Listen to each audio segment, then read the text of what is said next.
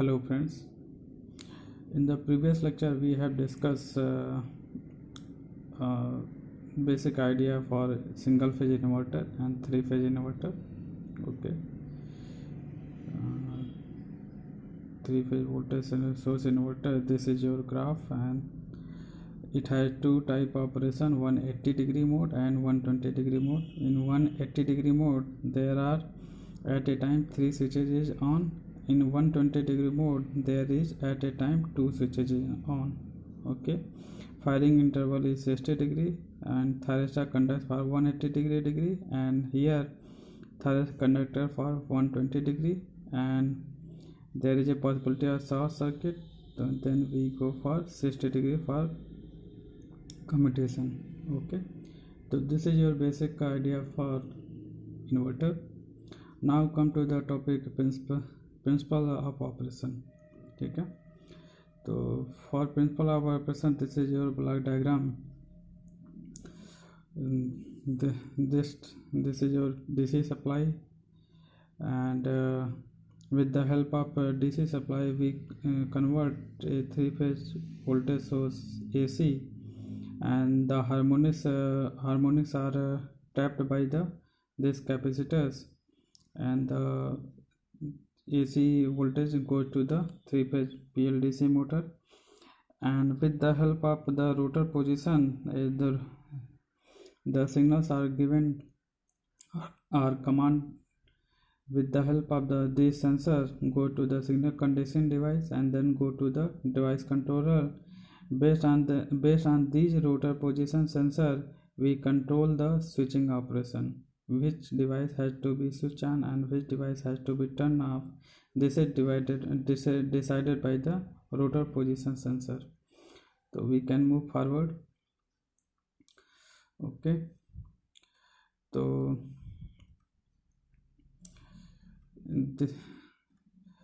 for the principle of operation, switching is done in such a way that at a time all the three phases are conducting. Okay, and firing interval is 60 degree. Okay, and due to special arrangement of the phase of armature winding, the MMF produced by the stator rotates in a space. Okay, assume rotor position is this. Okay, assume rotor position is initially at this position. Based on this rotor position sensor, this position command goes to the gate drive circuit.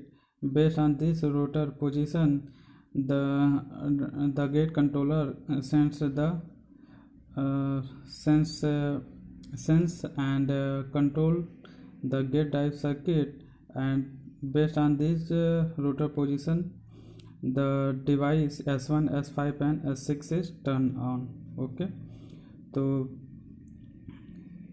based on this armature MMF, a stator pole are generated, which is NS and south pole here. Then based on these stator poles, the rotor experiences a force which is attracted and the torque is produced. Then the rotor will rotate in the clockwise direction.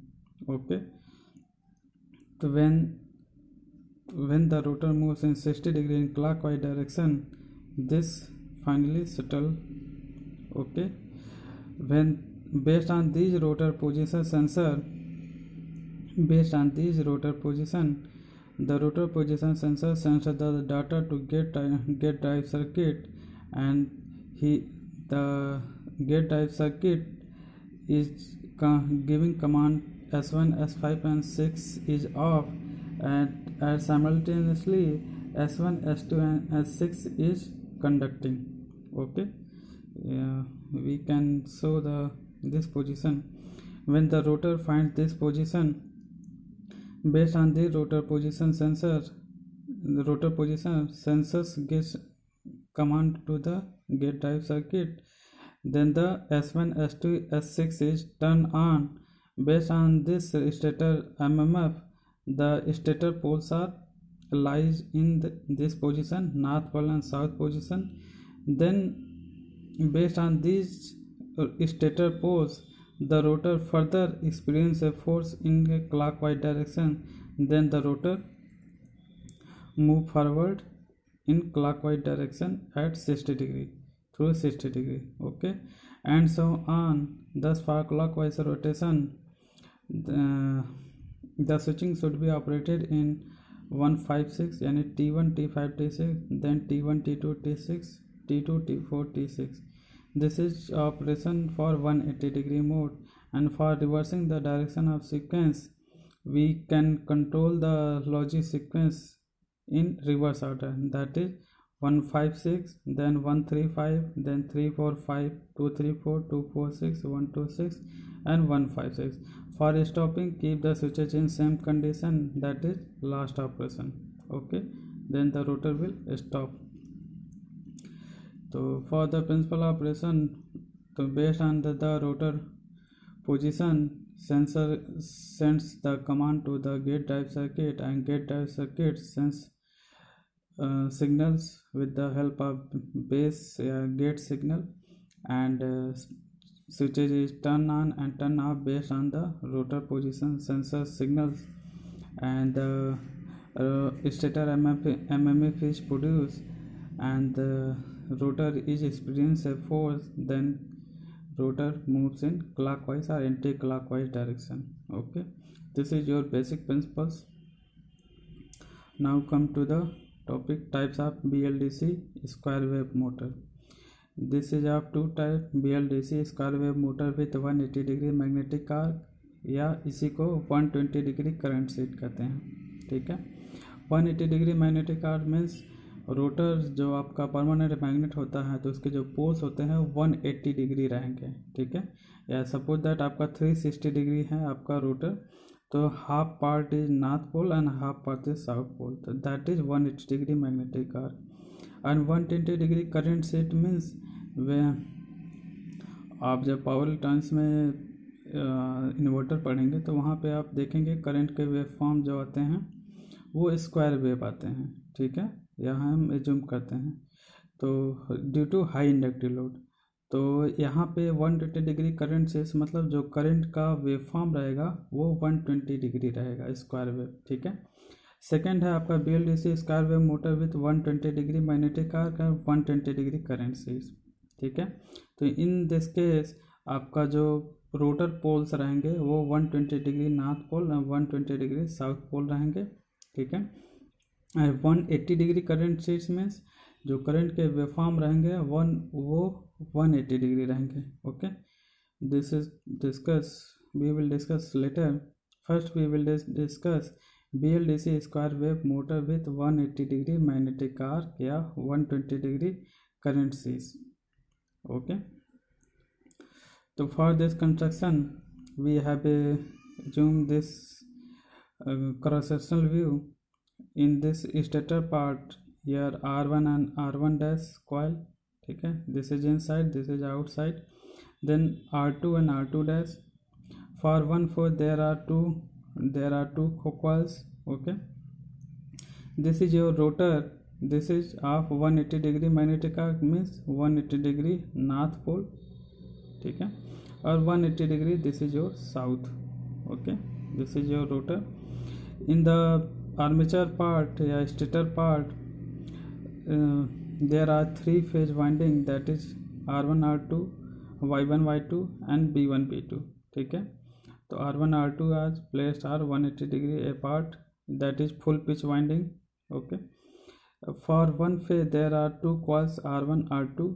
इसी प्रकार similar Y phase there are Y1 Y2 and for B phase there is B1 B2. Okay, so this is written here.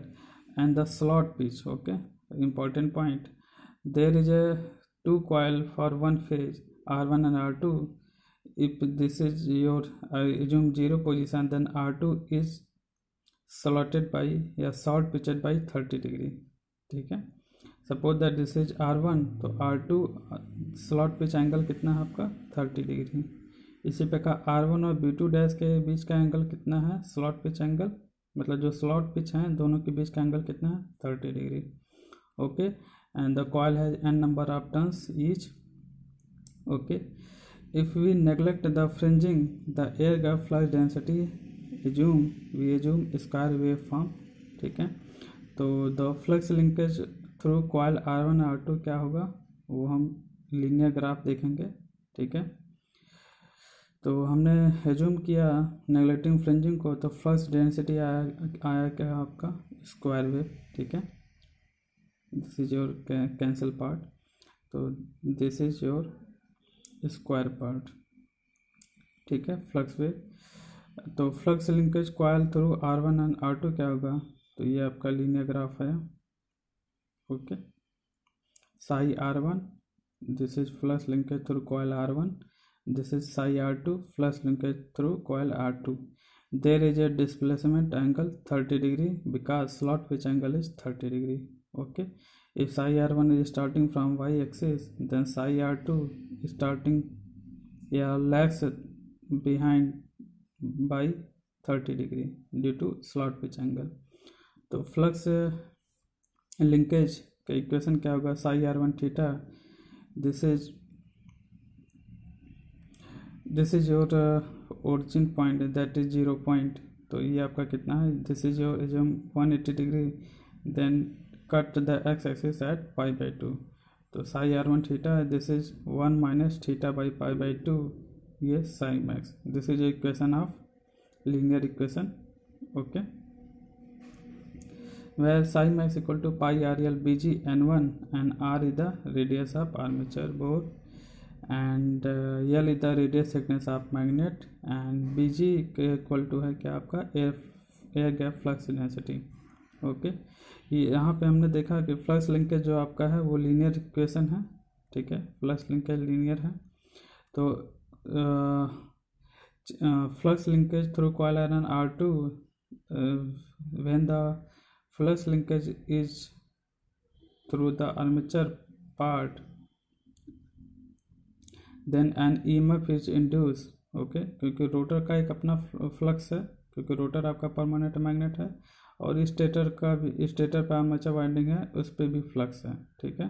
तो there is a flux linkage होगा, तो flux linkage के coil through R1 और R2 के cross क्या होगा, armature winding में EMF induce होगा, ओके। तो टू हमने यहाँ पे इसलिए लिया है क्योंकि हमने 2 कंडक्टर की बात की, R1 और R2, ठीक है, 2, तो ये हो गया EMF equal to minus d∅/dt, तो d फाई मीन्स फ्लक्स हो गया, तो d साई R1/dt, ओके। तो माइनस हमने कॉमन ले लिया, d साई R1 बाई, इसको हमने बाई dt था तो इसको हमने ब्रेक कर दिया, d थीटा से मल्टीप्लाई कर दिया बोथ साइड, तो इस d थीटा बाई dt को हमने ओमेगा पुट कर दिया, ठीक है। तो d psi R1 by d theta, तो d साई R1 का इक्वेशन हमने एज्यूम किया ऊपर 1 minus theta by π/2 psi max, put the value and differentiate the value, then we come 2 × 2 by pi psi max into omega, 2 × 2 by pi pi RL BG N1 into omega n, okay. It comes 4 RL BG N1 into omega. तो the EMF induced coil R1 and R2, 1 minute, yes, the EMF induced coil through R1 and R2, this is 4 RL BG N1 into omega. For one phase there are two coils, okay, R1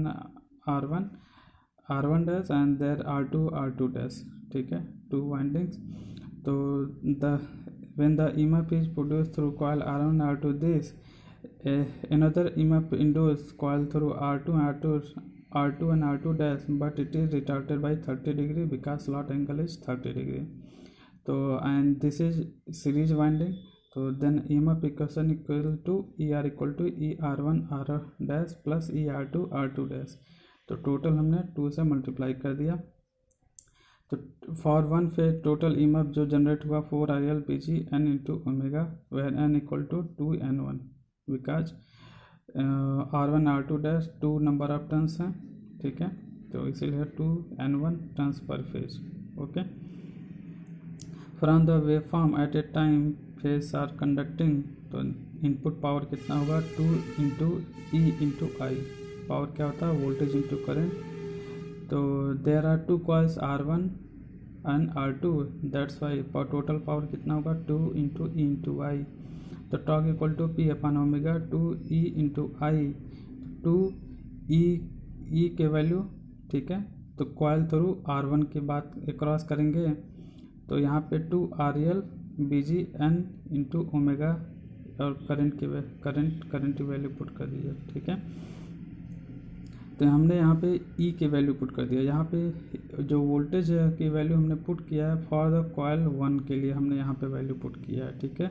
और यहाँ पे actually 4 आना चाहिए था, लेकिन हमने यहाँ पे 4 इसलिए होता जब हम यहाँ पे N1 रहता, यहाँ पे हमने यहाँ पे N सपोज किया इसलिए यहाँ पे 2 आया, ठीक है। अगर हम N1 लिखना चाहें तो यहाँ पे 4 आएगा, ठीक है। तो यहाँ पे N रख रहे हैं फॉर द वन कॉइल। तो टोटल टॉर्क कितना हो गया 4 RL BG into N into I. तो यहाँ से टॉर्क का इक्वेशन क्या होगा directly proportional to K phi N, okay, where K equal to 4N and flux क्या है पाई RL BG, ठीक है। फ्लक्स की वैल्यू को पाई RL BG हमने कांस्टेंट माना। तो EMF इक्वेशन क्या आया K phi इंटू ओमेगा। जैसा कि हम DC मोटर या कहीं भी मोटर में देखते हैं EMF इक्वेशन क्या होता है K into phi into omega, torque equal to क्या होता है K into phi into N, okay. तो this is your basic principle for 3 phase voltage source inverter. Now come to the waveform, okay. तो this is your semiconductors drive circuit for BLDC motor, okay.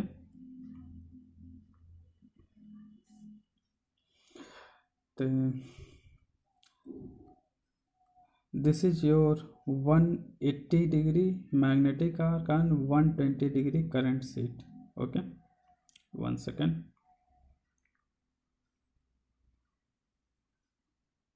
Yes, this is your 120 degree current sheet, ठीक है। तो the switching circuit will be, एक मिनट, it is not visible,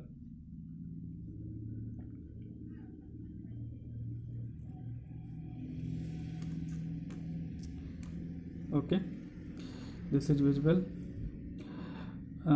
This is a waveform of 180 degree magnetic arc या 120 degree current sheet, okay.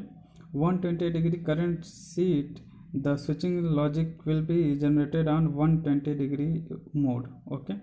That's why T1 conduct for 120 degree, then after 60 degree commutation, then T4 conducts after 180 degree, okay, then conduct for 120 degree, then 60 degree for commutation, okay.